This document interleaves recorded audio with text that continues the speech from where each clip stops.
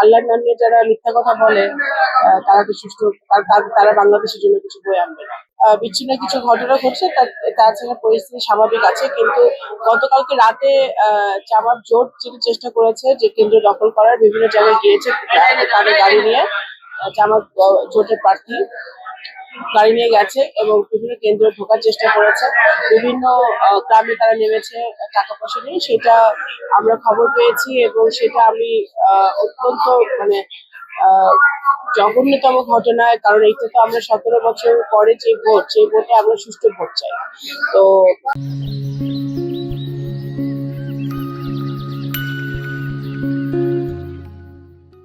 আল্লাহর নাম নিয়ে যারা মিথ্যা কথা বলে তারা তো সুষ্ঠু তারা বাংলাদেশের জন্য কিছু বয়ে আনবে না।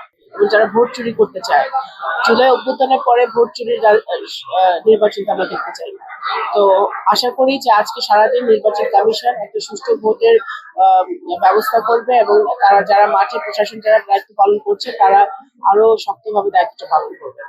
বেলা বাড়ার সাথে সাথে ভোটার উপস্থিত বাড়ছে এবং মানুষের মধ্যে আগ্রহ, উৎসাহ, অনুপ্রেরণা আছে। আলহামদুলিল্লাহ এখানে ভোট শান্তিপূর্ণভাবে, সুন্দরভাবে, সফলভাবে হবে। ভোট নিয়ে কোনো অভিযোগ রয়েছে কিনা, মানে প্রশাসনিক কিংবা অন্য কোনো বিষয় নিয়ে যদি আমাদেরকে একটু বলেন। দুই একটা কেন্দ্রে অভিযোগ আছে, রাতের বেলা এখানে কিছু জামাতের প্রার্থী এবং পোলিং এজেন্ট তাদের সদস্য ছিল, দু এক জায়গায় এরকম ধরাও পড়েছে। ভাঙ্গা একটা কেন্দ্রে আমরা রাতের বেলায় সব জামাত ইসলামের লোক ঢুকেছে, আমরা শুনেছি ওইখানে কি হয়েছে, ভোট কাটার অভিযোগ আমরা শুনেছি। আমি যাবো এখন ওইদিকে, আশা করছি। আমরা এখন আছি চরমাধবদিয়াতে, ফরিদপুরের একটি ইউনিয়ন, এবং এখানে দেখলাম যে 50% উপরে ভোট পড়েছে।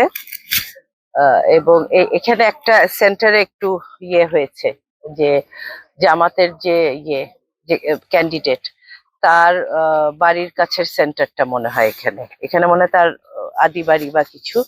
তো ওনার বাড়ির কাছের সেন্টারটাতে ওরা ভোট মনে হয় জাল ভোট দিতে চাচ্ছিল।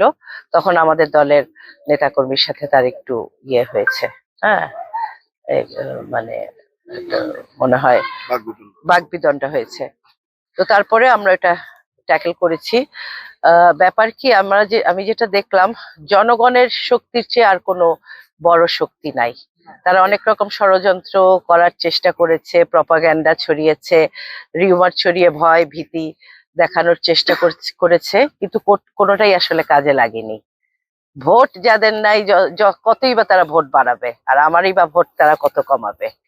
হ্যাঁ, আর দেশের মানুষ এখন বোঝে যে একটি স্বাধীনতা বিরোধী শক্তিকে ভোট দিলে এই দেশের অবস্থা কি হবে।